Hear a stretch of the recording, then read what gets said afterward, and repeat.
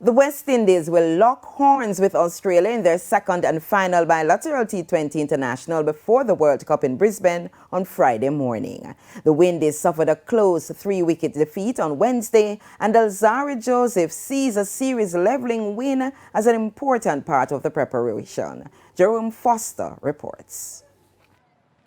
When the West Indies 15-man squad for the World Cup was announced, it inspired little to no confidence that they could compete with the top teams at the showpiece event later this month down under. The first phase of the preparation began in defeat on Wednesday to the defending champions.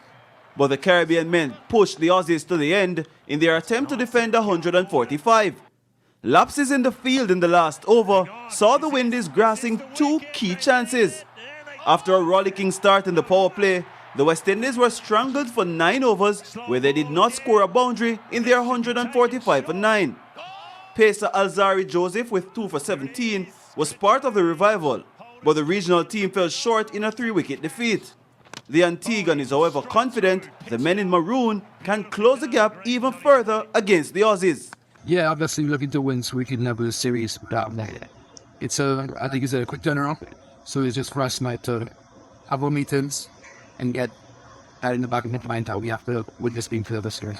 The West Indies utilized 2 debutants for the first match, and Joseph was proud of the application of leg spinner Yannick Caraya, who was playing a T20 for the first time in 6 years. Yeah, it was really good to see him, coming into the team today.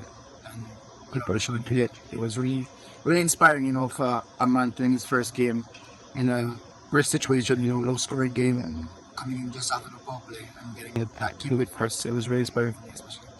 The Windies must overcome Scotland, Ireland and Zimbabwe to advance to the main stage of the World Cup, and the 25-year-old wants to pass the Australian test en route to Hobart next week. I'd love something that's always trying to add the 1% every day. Keep on trusting the process, keep on training hard, keep on doing what they need to do to get the success.